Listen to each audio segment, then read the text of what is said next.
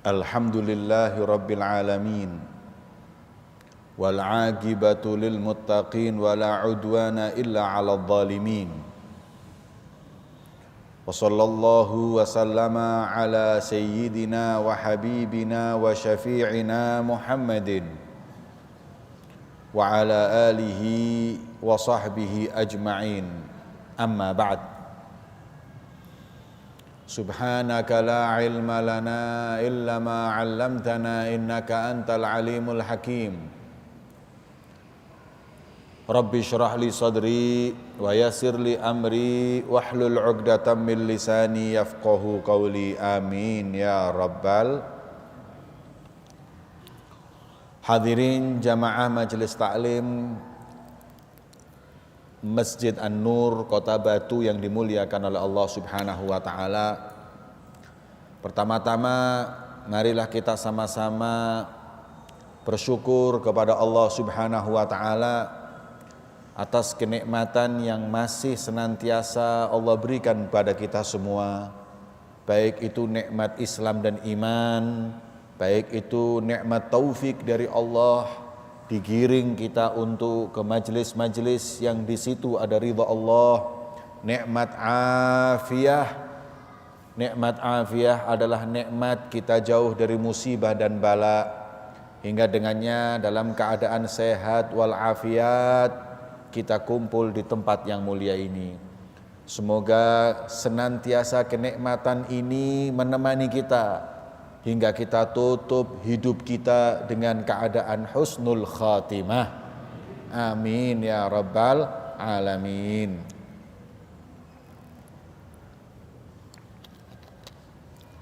Hadirin yang dimuliakan oleh Allah Subhanahu wa taala. Pembahasan kita kali ini adalah hadis Nabi SAW yang dinukil oleh Imam Ibn Hajar Al-Asqalani radhiyallahu ta'ala anhu wa nafa'anallahu bih fid dini wa dunya wal akhirah. Masih kita membahas tentang rubai, empat hal.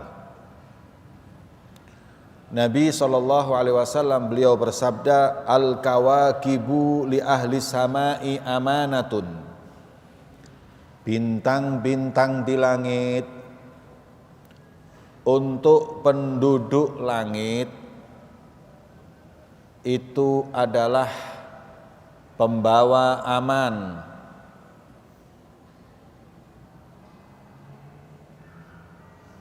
Bintang-bintang di langit untuk penduduk langit, dia adalah sebagai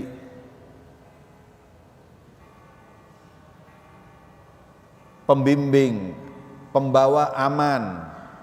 Faidan tatharat, kalau morat-marit yang namanya bintang di langit tersebut, al-qadha ala ahli sama, niscaya akan merusak, niscaya akan memporak-porandakan penghuni langit. Makna al-qadha al-fasad, merusak. Jadi bintang di langit itu hadirin sudah ditentukan oleh Allah tempatnya masing-masing. Untuk penghuni langit, kalau kita mau terbang, kita mau ke langit, yang membuat kita tahu arah di mana kita bisa bersandar dengannya adalah gugus bintang yang ada. Dengan gugus bintang tersebut kita akan mengetahui arah dan yang lain-lain.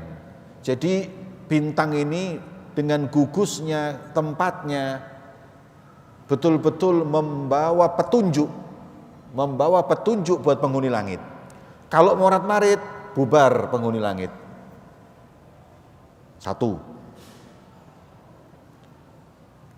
Ini Rasul Shallallahu Alaihi Wasallam memberikan kepada kita permisalan untuk mendekatkan kita supaya faham.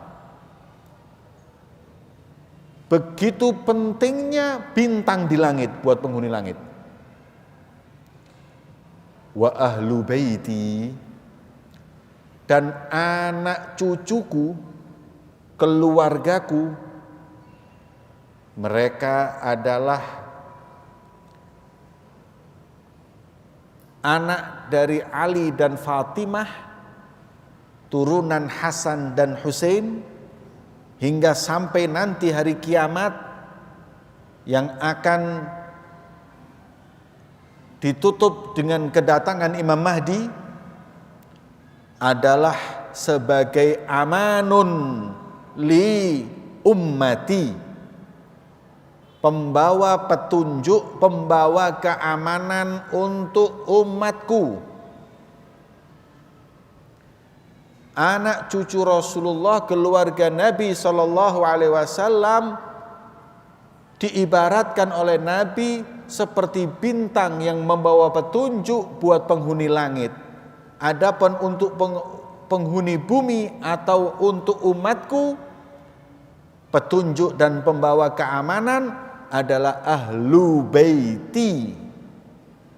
Ahlu baiti adalah anak cucuku, turunan Sayyidina Hasan, turunan Sayyidina Husain.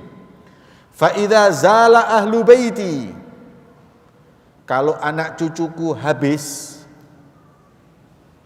mereka enggak ada lagi di muka bumi ini, kanal qada'u ala ummati, morat marit umatku.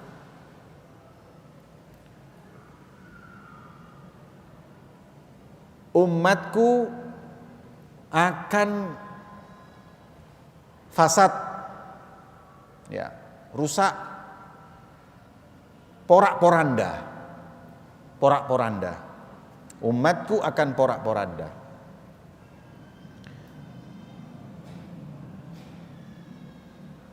Siapa mereka? Anak cucu Rasulullah. Nabi SAW mengatakan setiap nasab manusia dari anak lelakinya, kecuali aku maka dari Fatimah.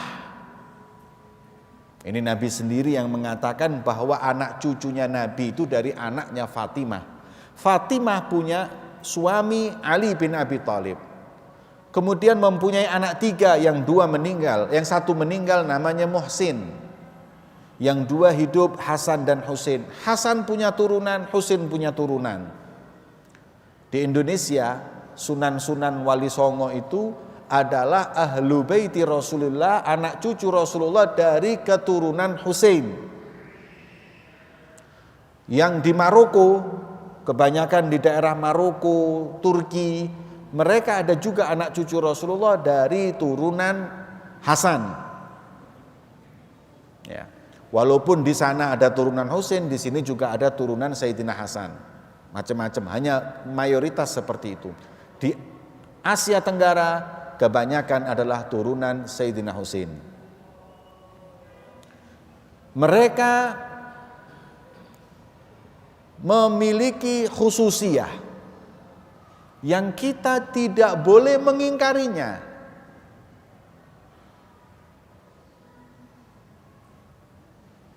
Gini hadirin,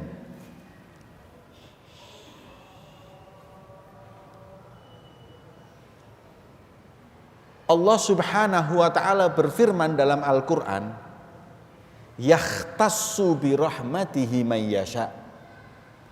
Allah itu memberikan dengan rahmatnya satu hal yang spesial bagi siapa yang dia inginkan. Saya beri contoh pemberian yang khusus untuk kita. Apa itu? Umat Nabi Muhammad. Apa kata Allah? Kuntum khaira ummatin ukhrijat linnas. Kalian sebaik-baiknya umat. Umatnya Nabi Adam, umat Nabi Nuh, umat Nabi Isa, umat Nabi Ibrahim, umat Nabi Ismail. Seluruh Nabi, 313 Rasul dan 124.000 Nabi. Tidak ada yang bisa mengalahkan kemuliaannya umat Nabi Muhammad. Ini khususnya, nggak boleh kita ingkari. Podo ae. Umat Nabi Adam, umat Nabi Muhammad, umat Nabi Lut, Nabi Isa, mbek kene podo ae. Kon gak maca Quran. Kuntum khaira ummatin, sebaik-baiknya umat itu kita. Umat Nabi Musa, Nabi Isa, gak boleh mereka iri dengan kenikmatan ini. Kalau iri berarti dia itu gak rela dengan pemberian dan anugerahnya Allah. Allah pilih dari semua umat para nabi yang paling istimewa adalah umatnya Nabi Muhammad. Ini kemuliaan yang gak bisa diingkari. Umat-umat Nabi manapun gak boleh iri, gak boleh gak terima. Nih. Selesai. Jadi ini khususiyah untuk kita, istimewaan. Dan kita ini oleh Nabi SAW disebutkan paling pendeknya umur, penghuni surga 120 sof, 2/3, 80%, 2/3, jadi 66,6% umatnya Nabi Muhammad. Umat lain gak boleh gak terima. Hadis sahih. Jadi kita dikasih kemuliaan, kita semua ini dapat kemuliaan yang lebih dari nabi-nabi terdahulu. Tidak boleh kita ingkar, tidak boleh seorang pun yang gak terima. Terus dari umat Nabi Muhammad ini ada kemuliaan yang Allah berikan kepada mereka, kita gak mampu untuk bisa mendapatkannya. Apa itu? Kenikmatan menjadi orang yang sezaman dengan Nabi Muhammad, yaitu para sahabat dan keluarganya.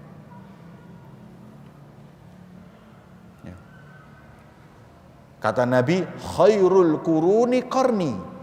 Sebaik-baiknya kurun, sebaik-baiknya zaman adalah zamanku. Karena ada Rasulullah. Kemudian selanjutnya dan kemudian selanjutnya. Jadi kita nggak bisa pungkiri hadirin. Kok enak sahabat, kok aku gak kayak sahabat. Sahabat punya kedudukan tinggi, sahabat gini, gak terima kon. Gak terima Anda. Loro aku nih. Itu sudah Allah beri kepada mereka, Allah yang pilih itu sahabat Nabi itu. Kemudian ada lagi kenikmatan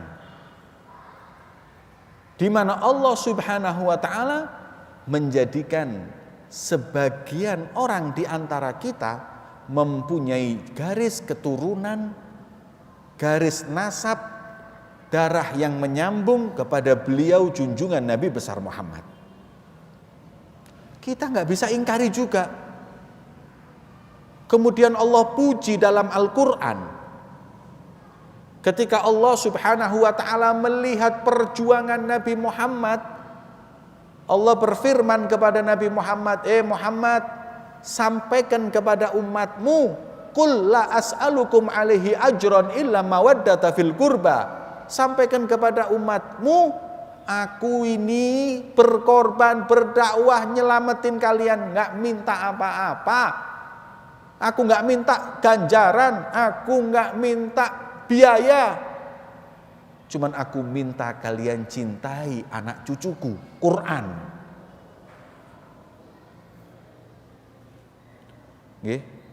Ini bukan hadis, bukan kalam salaf, ini Quran. Kemudian Allah Subhanahu wa ta'ala berfirman dalam Al-Quran, innama yuridullahu liyudhiba ankumur rijsa ahlal baiti wa yutahhirakum tathira.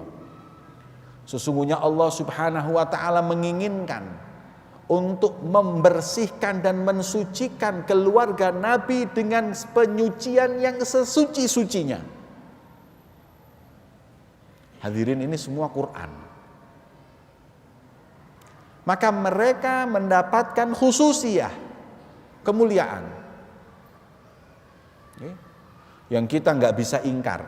Maka wajib atas kita mencintai mereka sebagaimana Nabi SAW beliau bersabda, ahibbullah lima yaghdukum bihi min ni'amih wa ahibbuni lihubbillah wa ahibbu ahlal baiti lihubbi.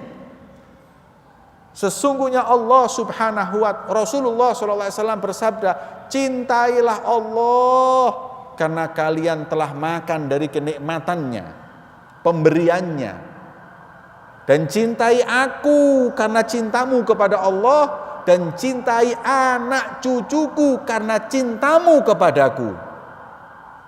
Maka gak akan pernah sempurna kecintaan seseorang kepada Nabi tanpa mencintai anak cucu Rasulullah. Jadi syariat.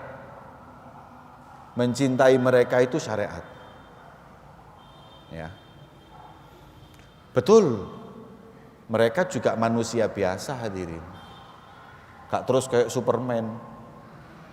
Gak terus juga mereka itu gak bisa bersalah, tidak. Bisa salah, bisa maksiat, bisa semuanya. Akan tetapi mereka punya satu khususiyah kemuliaan yang kita masih tetap harus menghargainya karena nisbatnya kepada Rasulullah. Mencintai itu enggak harus mengikuti, kecuali kalau apabila dia memang bisa diikuti, mencakup syarat untuk diikuti, kita mencintai dan mengikutinya. Maka itu tidak ada baiknya bagi seseorang yang membenci keluarga Rasulullah. Karena perintahnya dari Al-Quran. Lau anna rajulan, kata Rasulullah ini, lau anna rajulan, kalau ada seorang di antara kita, sofana bainar rukni wal magam, ada orang yusolli wa yasum, ahli sholat, ahli ibadah, kemudian dia itu bersimpuh, ya. Sofana itu artinya merangkak di antara rukun dan makom Ibrahim. Iki ning ngarepe Ka'bah, ya, di depan Ka'bah berdoa dia. Terus thumma yalqallah wa huwa mubghidun li ahli baiti. Tapi ketika meninggal dunia, dalam keadaan di hatinya ada kebencian dengan anak cucu Rasulullah, mata kafiron, mati dalam keadaan kafir. Au dalam riwayat adkhalahunallahu nar, masuk ke neraka. Ya, adkhalahullahu nar. Makanya kita enggak boleh, ya, kita boleh berseberangan, berbeda pendapat. Tapi kalau sampai membenci, memusuhi, bahkan sampai mencaci ahlul baiti Rasulullah, anak cucu Rasulullah, ahlul bait ya, bukan satu orang dua orang. Ya, ahlul bait keluarga Nabi, maka dikecam oleh Allah. Dalam riwayat disebutkan bughdhu Hashimi kufrun, bughdul Arabi nifakun, wa bughdul Hashimin kafirun. Ya. Orang yang benci dengan orang Arab itu munafik. Nabi yang ngomong. Kenapa? Karena kita mau nggak mau harus menghargai suku Arab yang di situ Nabi diturunkan. Kita jangan lihat Arabnya, lihat Nabi diutus di sana. Maka barang siapa yang nggak suka, maka itu kata Nabi munafikun. Wa bughdul Hashimi, tapi kalau sudah benci dengan anak cucu Nabi Muhammad Bani Hashim, kafir. Karena itu adalah sukunya Rasulullah.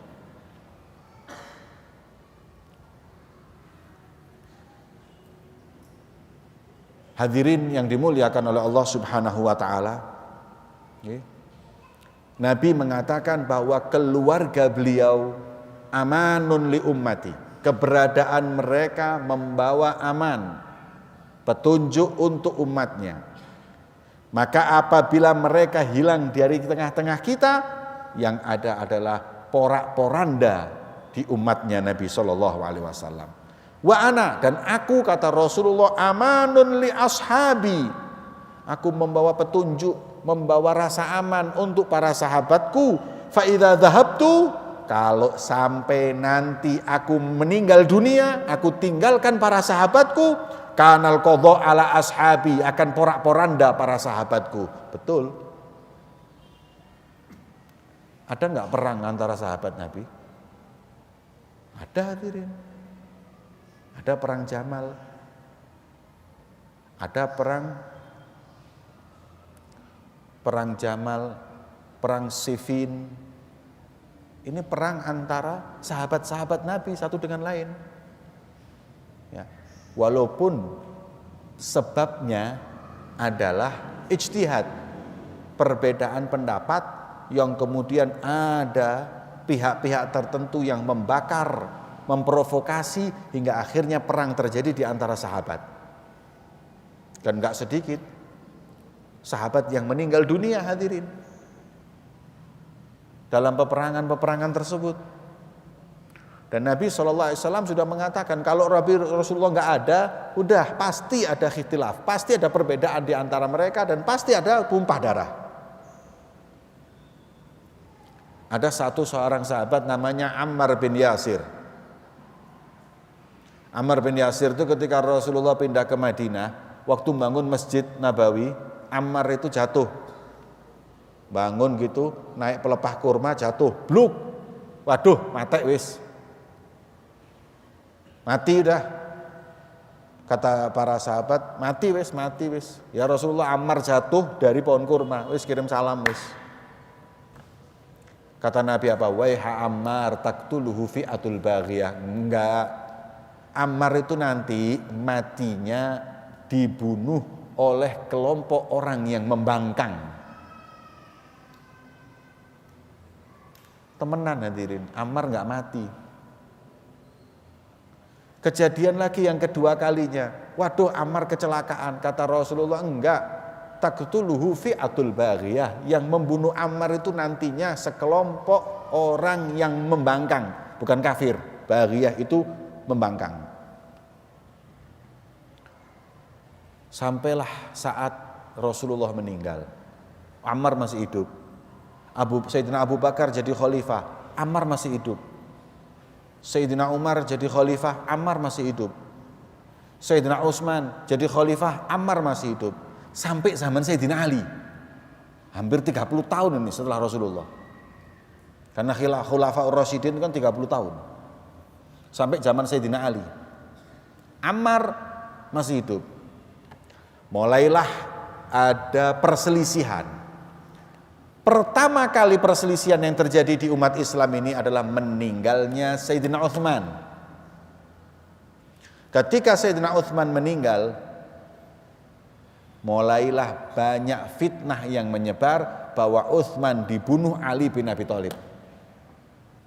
Atau atas perintah Ali bin Abi Thalib, karena Ali bin Abi Thalib ingin jadi khalifah, ingin jadi presiden, hingga dibunuh yang namanya Utsman. Ini yang menyebar di mana-mana, bahkan terkena provokasi istri Rasulullah Sayyidina Aisyah. Peperangan terjadi pertama perang Jamal, yang difitnah ketika itu antara Aisyah istri Rasulullah dengan Ali bin Abi Thalib. Kita ngomong sejarah ini. Enak gak enak kuduru. Tapi nanti apa yang terjadi di antara sahabat kon gak usah melok-melok. Bapak ambek ibu tukaran kon menengo ae wis. Nek kon melok-melok dileki kelompen kon mbek ebesmu. Menengo gak usah melok urusanmu kon. Ya. Kita ngomong sejarah bukan berarti terus kita nanti mau jadi hakim pembenaran. Berarti yang benar Ali, yang benar harus menengo kon. Kelas kita ini sudah bukan kelasnya mereka, kerucuk pion-pion ngawai dewi iki. Ini ambil hikmahnya saja, tapi mereka tidaklah melakukan itu semua karena kejahatan. Nanti kita akan sampaikan. Sayyidina Aisyah mempunyai pengikut, istri Rasulullah.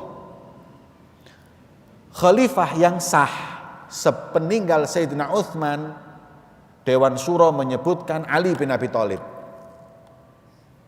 Sayyidina Ali itu sudah dari awal diminta jadi khalifah di zaman Sayyidina Abu Bakar, nggak pernah mau. Sampai ketika Sayyidina Ali sepeninggalnya Sayyidina Utsman, mau nggak mau Sayyidina Ali menerimanya. Dia nggak seneng. Akhirnya dia terima. Ya wis, daripada ruwet aku terima. Diterima oleh Sayyidina Ali. Nah, ketika diterima ada pihak-pihak yang mereka itu suudzon, prasangka buruk, menyangka bahwa ini semua yang punya skenario pembunuhan Utsman adalah Ali. Ini didengungkan, hati-hati. Sampai bukti-bukti ditunjukkan ke Sayyidatuna Aisyah. Sayyidina Aisyah marah, perang terjadi, perang Jamal. Disebut perang Jamal, bukan perang Jamal, tapi perang Jamal. Jamal itu artinya unta. Nek Jamal ganteng. Makanya kau nyeluk aku sing genah lho ya. Nggih. Kau nyeluk aku Habib Jamal, iku ganteng. Tapi Habib Jamal unta. Ya, seru lho kon saiki, awas keliru kon. Nggih. Perang Jamal, perang onta, karena pasukan Sayyidatuna Aisyah banyak onta. Bawa onta. Peperangan terjadi, menang pihak Sayyidina Ali karena dia memang khalifah yang sah. Ya. Banyak yang bersama Sayyidatuna Aisyah adalah Bani Umayyah, kayak Muawiyah bin Abi Sufyan dan lain-lain. Ya. Selesai perang Jamal, diterangkan Sayyidina Aisyah diselamatkan di perang oleh Sayyidina Ali dan akhirnya damai. Wis kana apa-apa, selesai urusan dengan Sayyidina Aisyah. Walaupun sempat perang tapi akhirnya selesai, wis kana apa-apa. Terjadi lagi peperangan namanya perang Siffin. Perang Siffin. Perang Siffin antara Sayyidina Ali dengan Sayyidina Muawiyah. Sahabat Nabi juga. Cuman Muawiyah ini ketika itu masih tergiur dengan jabatan, harta dan lain-lainnya, sebagaimana sejarah membuktikan walaupun dia sahabat dan kemudian taubat di jalan yang benar, selanjutnya dia bertaubat. Kalau anaknya namanya Yazid, nah iki memang otok kasar aku ngomong bajingan tengi. Semua pendapat ulama mengatakan ini orang setan. Namanya Yazid bin Muawiyah. Fasik, tukang ngombe, tukang sembarang kali wis. Dan dia khalifah setelah Muawiyah di Bani Umayyah.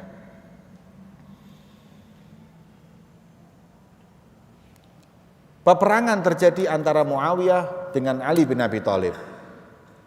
Peperangan ini ada kaitan dengan yang saya ceritakan. Ammar bin Yasir yang disebut oleh Nabi, yang membunuhnya adalah kelompok pembangkang. Ketika perang Siffin,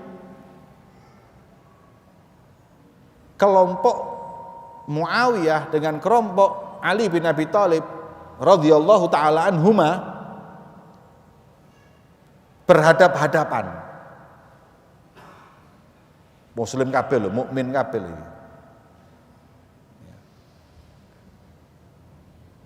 Kalau di Al-Qur'an wa in ta'ifatani minal mu'minin iktatalu faqatilul ladzi tabghi hatta tafi'a ila amrillah. Jadi ini perang antara muslim, enggak ada yang kafir, karena Allah sendiri yang mengatakan wa in ta'ifatani, dan apabila ada dua kelompok minal mu'minin, sama-sama mukminnya ini, mereka itu ijtihad, mereka itu semuanya berpegangan dengan kebenaran. Yang ini menuntut darahnya Sayyidina Utsman, yang ini menuntut bahwa sudah kita pentingkan umat dulu. Jangan ngomong siapa yang bunuh Utsman dulu, ini umat kudu dicekel. Semua punya pendapat, walaupun pendapat yang benar diketahui selanjutnya adalah Imam Ali bin Abi Thalib. Kemudian adep-adepan, orang semuanya tahu hadis ini.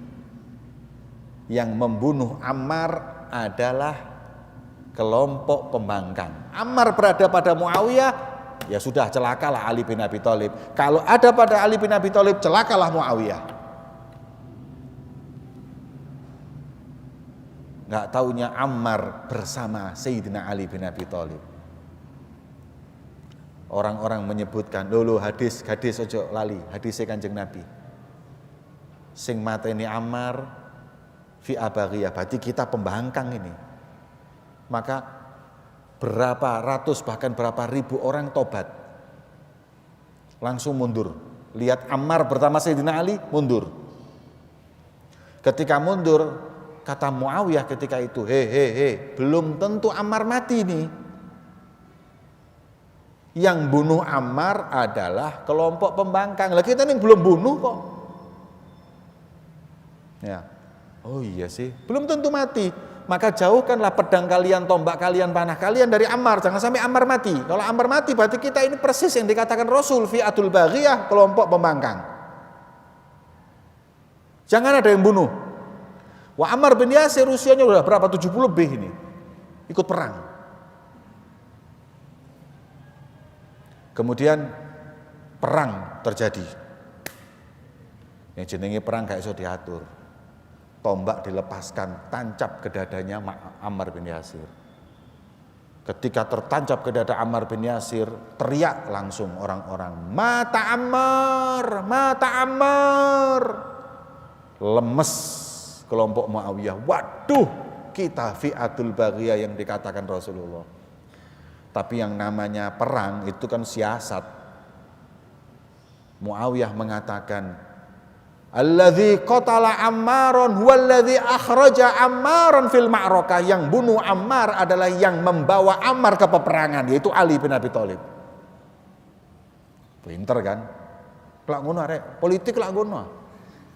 Ya, politik lak ngono. Wono ae cara mubeng ngono. Wis jelas-jelas salah lho iki. Diubeng-ubeng ngono. Tapi ya jangan nganggep Sayyidina Ali orang nggak ngerti hadirin. Wong pintu kotanya Rasulullah Sayyidina Ali. Dijawab oleh Sayyidina Ali, "Idzan alladzi qatala Hamzah huwa Muhammad." Kalau kau katakan bahwa yang membunuh Ammar adalah yang mengajak Ammar ke peperangan, kalau gitu yang membunuh Sayyidina Hamzah di perang Uhud adalah Rasulullah, karena yang mengajaknya Rasulullah. Lemes kok. Mundur mereka, kalah di perang Siffin. Sayyidina Ali menang, damai akhirnya. Damai, kemudian berkembanglah satu kelompok yang nggak ikut Muawiyah, nggak ikut Sayyidina Ali, memahami Al-Quran dengan pemahaman yang salah, dan Rasulullah sudah mengatakan hati-hati dengan mereka. Nabi itu pernah, ini balik mana? Ceritanya tak terus lagi. Kon kayak delok sinetron mbak aku iki wis. Bayangno, ya. Nabi itu suatu saat pernah membagi ghanimah, harta rampasan perang. Saya bawakan hadisnya. Jadi supaya lebih. An Sa'id Al-Khudri, ba'atha Ali radhiyallahu ta'ala anhu wa huwa bil Yaman bi dhahabatin fi turbatiha ila Rasulillah sallallahu alaihi wasallam baina arba'atin nafaril Aqra bin Habis Al-Hamdali wa Uyainah bin Badr Al-Fazari wa Alqamah bin Alatha Al-Amri thumma ahad Bani Kilab wa Zaid Al-Khair At-Ta'i. Nabi SAW membawa harta rampasan perang dari Yaman, banyak.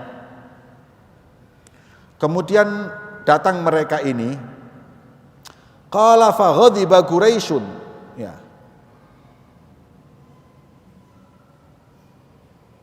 Orang-orang Quraisy marah.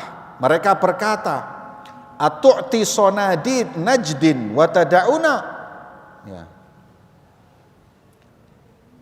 Pembagian ghanimahnya orang Quraisy dikasih sedikit, mereka ini yang baru masuk Islam dikasih banyak hadirin sama Rasulullah. Nggih. Jadi Rasulullah baginya ghanimah ini dianggap tidak adil. Harta rampasan perang diberikan ke orang 4 yang saya sebutkan tadi ini lebih banyak. Ini pemuka Bani Kilab tadi itu. Ngamuk Quraisy. Ya Rasulullah, iki berhala jahiliyah iki mbok kei akeh. Kita Quraisy yang mati-matian berperang bersamamu kau beri sedikit ya Rasulullah. Kemudian Rasul menjawab, innama fa'altu dzalika li'ata'allafahum. Aku melakukan ini hanya ingin untuk mendekatkan mereka kepada kita. Mereka ini kan mu'allafatu qulubuhum. Beri yang lebih banyak supaya tambah kuat imannya, supaya ikut kepada kita. Kita ini sudah imannya kuat semua, mereka ini yang butuh. Mereka mendapat jawaban seperti itu. Mereka langsung, oh iya sih, iya. Kayak di pondok. Di pondok ini kadang-kadang hadirin, ono sing teko Madura, ono teko Pasuruan, ono sing teko Singapura. Biasanya kiai ini condong sing teko Singapura. Dilus. Nek salah, lek nakal kadang-kadang dijarno sik. Nek wong Malang ruwet titik mulia kon. Numpak ape kerolet ngono kok suwe-suwe. Kalau ini dibiarkan, lho apa? Kok enggak adil iki kiai. Lho ngene lho. Yang orang Malang ini banyak kiai, Habib wake wis, stoke kakean wis. Tapi di Singapura ini enggak ada. Maka kita pengen untuk bagaimana ini anak bisa jadi, bisa manfaat untuk umat Islam di sana. Bukan saya itu enggak adil. Ngono lho rek, santri iki kudu ngerti. Ada anak pondok dari Kamboja. Kamboja itu pernah di pondok orang Kamboja. Kamboja kan ulama belas wis. Ini ada orang muslim, waduh, dimanja, diapakan supaya apa? Kuat dia, senang belajar, jadi orang manfaat banyak. Saya dulu punya murid orang Irian asli. Taklem mbek aku. Ya. Nek ketemu aku mesem terus. Nek ketemu wong Madura gak pati mesem aku. Engki. Iya, biasa, akeh tunggale, kiai Madura wake. Seperti itu, orang dakwah itu seperti itu, bukan terus enggak adil, enggak. Ya. Bukan karena Singapura banyak duit, enggak juga. Irian diperhatikan. Enggak ono duwike. Lah Rasulullah seperti itu hadirin. Ya. Ketika ada orang-orang yang masih harus didekati, Nabi memberikan banyak ghanimah. Kemudian ja'a rajulun kathul lahyah. Datang satu orang di antara mereka tadi, bukan 4 itu, juga bukan Quraisy, ada satu orang. Brewoke sakmene. Kathul lahyah. Ghairul ainain, cowong motone. Wong lek cowong moton niku biasane ahli qiyamul lail. Kalau malam ibadah. Natiul jabin. Kepalanya lebar, kakean sujud sampai ireng bathuke. Mahlukur ras, gundul dasi. Gundul, brewoken, bathuke ireng. Cowong. Faqala, berkata kepada Rasulullah, ngomong apa kan? Waktu Rasulullah membagi, diberi yang itu lebih banyak, Quraisy yang sudah masuk Islam dikasih sedikit, datang orang tadi berkata kepada Nabi, Ittaqillah ya Muhammad. Bertakwalah engkau kepada Allah wahai Muhammad. Bayangno hadirin. Kanjeng Nabi dikongkon takwa. Iki lak remek autoke wong iki. Cek ngerasa alimi iku lho. Ini orang merasa orang paling soleh, merasa paling alim, jangan lagi sampean. Kanjeng Nabi lho dikonokno. Ittaqillah ya Muhammad. Bertakwalah engkau wahai Muhammad. Hah? Quraisy sing ngamuk iku mang Krungu wong iki ngomong ngono melongo. Lho. Edan lho wong iki. Apa yang di benaknya? Loh, dia ini orang ahli ibadah loh. Brewoken, batuke ireng, gondol, cowong. Apa kata Rasulullah? Qala Rasulullah sallallahu alaihi wasallam, "Faman yuti'illaha in asaitu." Hei, sahabat, siapa yang taat kepada Allah berarti kalau aku maksiat sama Allah, terus siapa hambanya yang taat ini? Kamu lebih taat, terus gak mungkin lah. Waman yuti'illah in asaitu. Siapa yang akan taat kepada Allah kalau aku Muhammad, nabi utusannya, maksiat kepadanya?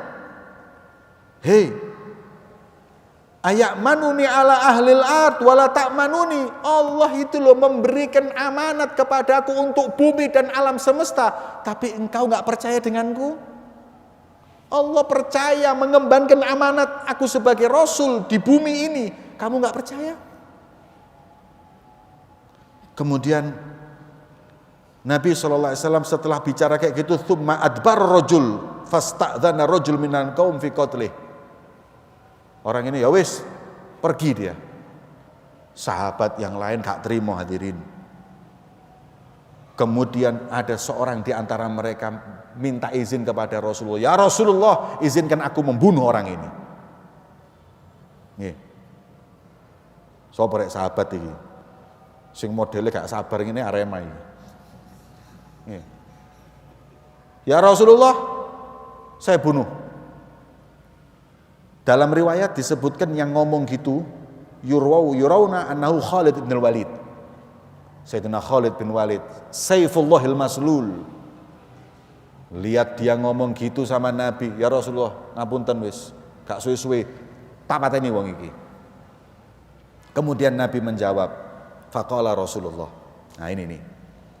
Nabi menjawab, ini hadis termasuk min alamati sa'ah.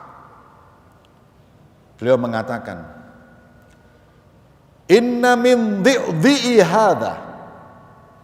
Dari turunan orang ini, turunane wong iki mangi, ya, kauman, akan ada sekelompok kaum dari turunan orang ini, yaqra'unal Qur'an, ahli mereka membaca Al-Quran, la yujawizu hanajirahum, tapi Quran hanya sampai di sini, nggak sampai ke hati. Diibaratkan Quran pinter-pinterane diwaca. Maca Quran pinter, suarane enak, nek ngimami masjid Masya Allah, tapi Quran sampai sini saja. Tanda yang pertama, mereka ahli baca Quran. Tanda yang kedua, yaktuluna ahlal Islam wa yada'una ahlal authan. Mereka itu hobinya merangi saudaranya muslim dan mereka meninggalkan orang kafir. Aku kepikir takok saiki. Kon tahu krungu ISIS iku ngebom Israel? Sing dibom Irak, Libya, Yaman. Lha opo gak nang Israel?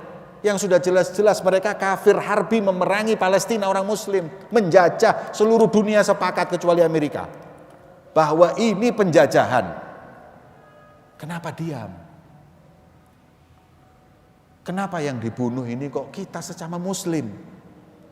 Ini sudah dikatakan Rasulullah, yaktuluna ahlal iman, ahlal Islam, wa yada'una ahlal authan. Ya. Kemudian kata Rasulullah, mereka ini yamrukuna minal Islam kama yamruku sahmu minar ramiyah. Mereka ini ngaku-ngakunya Islam, tapi hakikatnya dia itu seperti anak panah yang lepas dari busur. Begitu jauh dari Islam. Mereka namanya aja Islam, tapi mereka enggak Islam. Kata Rasulullah, la in adraktahum. Nanti ketika ada zaman anak cucunya orang ini datang, la adraktuhum.